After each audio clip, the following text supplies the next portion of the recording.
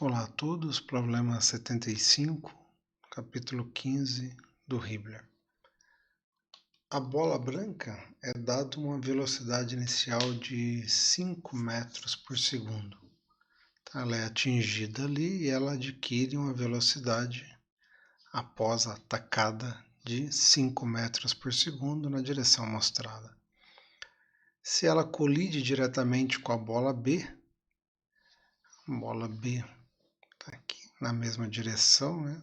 Então veja que aqui é estabelecido um eixo, coeficiente de restituição entre as duas bolas 0,8, determine a velocidade de B e o ângulo θ logo após ela ricochetear na borda C, dado um coeficiente de 0,6. Cada bola tem uma massa de 0,4 kg. Despreze a dimensão de cada bola. Então são partículas, né?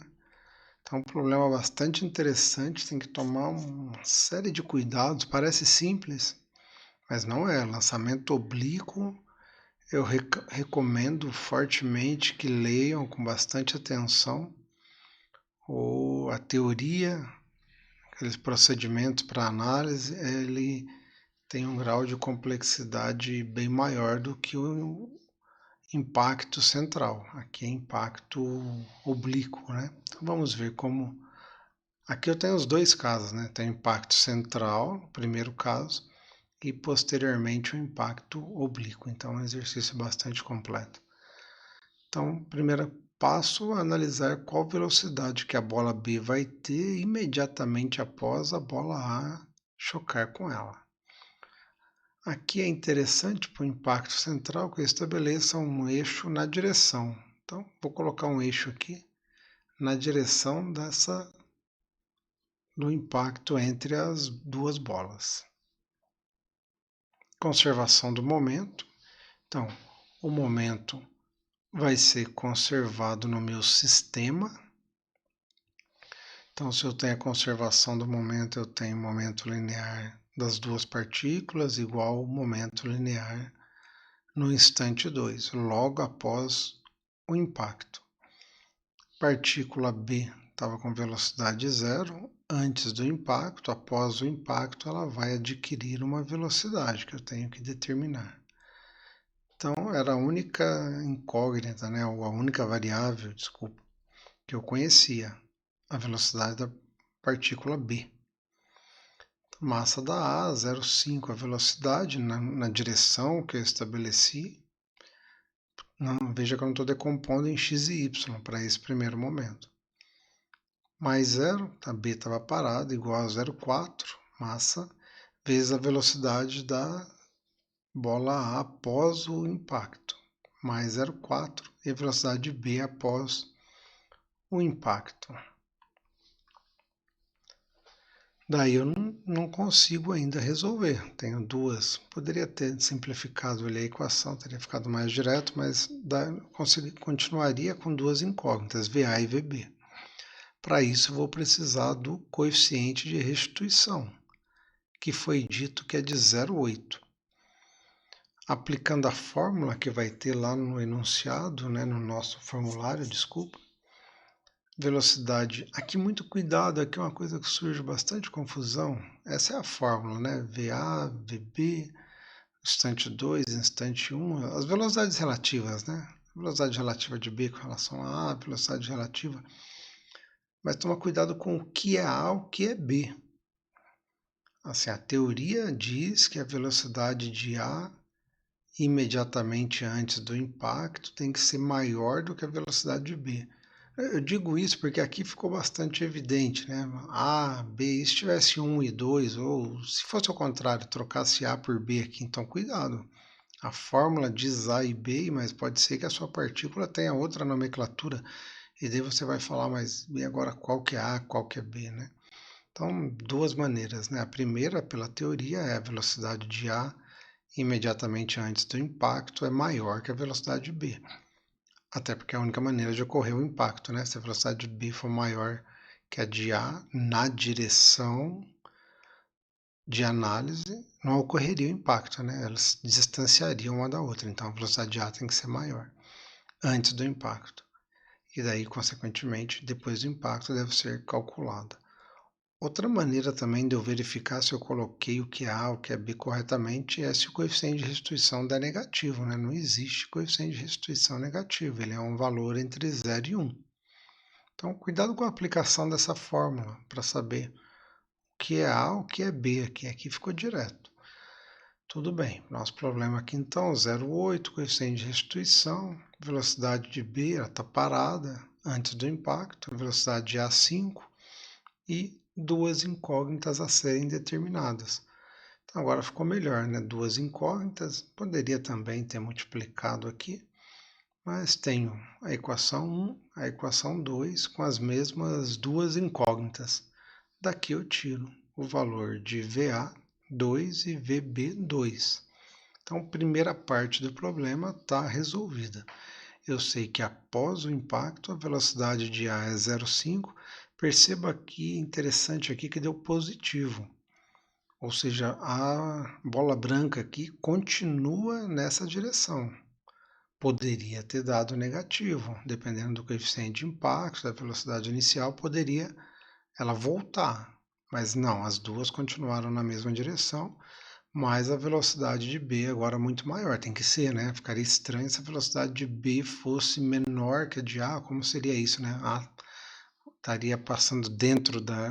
né? Não tem como. Então, fiquem atentos a esses valores. Vejam se faz sentido fisicamente. Sim, a velocidade de B é maior, a velocidade de A é menor. Então, agora B continua, vai começar a se distanciar de A. Ok. O que vai nos importar a partir de agora é a velocidade de B. A velocidade de A agora não importa. Vamos para a segunda parte do problema, a parte que exige pensar um pouco melhor. Então veja, aqui foi impacto central, bastante direto, mas agora é impacto oblíquo, porque B agora vai atingir C a uma inclinação de 30 e vai ricochetear aqui. Alguém poderia falar, mas vai continuar a 30. Não, não vai, porque existe um coeficiente de restituição. Se fosse um impacto totalmente elástico, daí sim ela seria 30, mas não. Tem um coeficiente de restituição que deve ser aplicado aqui. E a linha de impacto é horizontal. Então tudo isso deve ser analisado com calma. Então vamos lá. A velocidade VB3, então, é o que eu quero determinar. Determine a velocidade VB e o ângulo θ após esse segundo impacto. Então eu tinha o V1, o VB1, que era 0, determinei o VB2, mas o que o problema pede efetivamente é o VB3. Maravilha. Então vou considerar, agora sim eu tenho que decompor em x e y, né? Porque agora o ângulo muda entre o impacto inicial e o final, diferente desse impacto central, que eu poderia considerar a direção do próprio impacto para o cálculo. Agora é melhor eu considerar x e y, uma vez que vai ter uma diferença entre as duas direções, a inicial e a final. Conservação do momento. Então veja, reparem, na direção y eu não tenho impacto acontecendo. A linha do impacto é considerada a horizontal.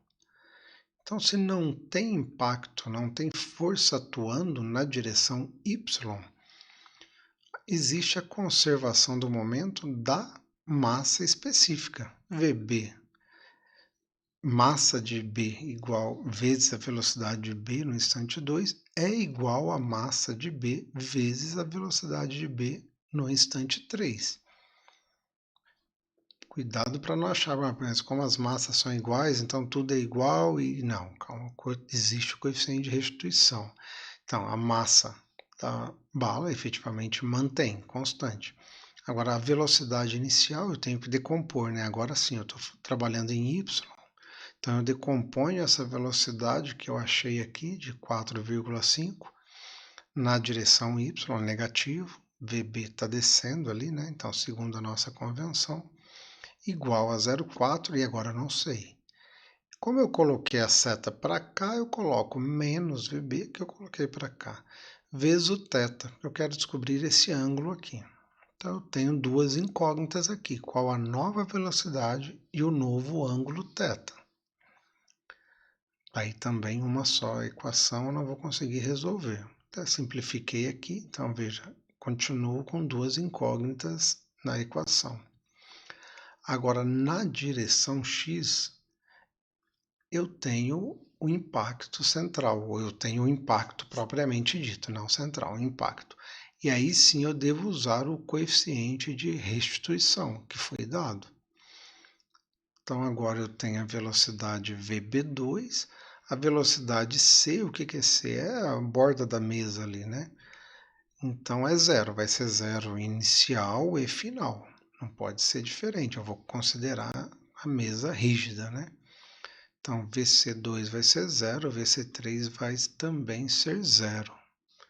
0,6 foi dado, um coeficiente bastante baixo, né? É um pouco mais alto. É sempre polêmico essa questão do coeficiente de restituição, porque ele é bastante variável dependendo da velocidade, né? Ele não é constante dessa forma como é apresentado aí.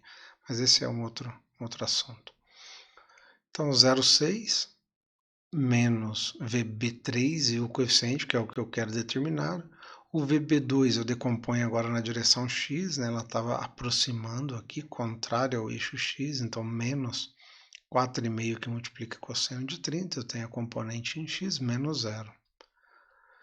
Simplificando uma outra equação com duas incógnitas. Duas equações, duas incógnitas, sou capaz de resolver.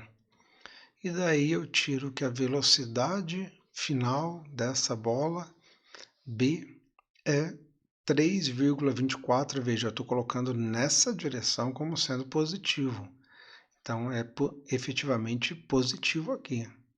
Se eu for considerar a direção x, y, se eu for decompor essa velocidade, daí eu tenho que levar em consideração os eixos. Mas aqui positivo nessa direção. E o ângulo ele aumentou bastante, né? Era 30 inicialmente, com relação à horizontal, passou para 43,9. Então, um exercício bastante interessante. Tentei entender ele, imagino que tem exercícios próximos a esse na lista. Tomar cuidado então com o impacto central, impacto oblíquo, como que eu analiso esse tipo de a diferença desses dois problemas. Bem interessante. Normalmente são duas bolas colidindo obliquamente, né? Então tem uma abordagem. Aqui eu achei interessante porque eu tenho os dois problemas no mesmo exercício. Então vejam com atenção esse problema, refaçam as contas para que fique bem claro esse conceito. Tudo bem? Qualquer dúvida, mandem no Moodle. Até mais.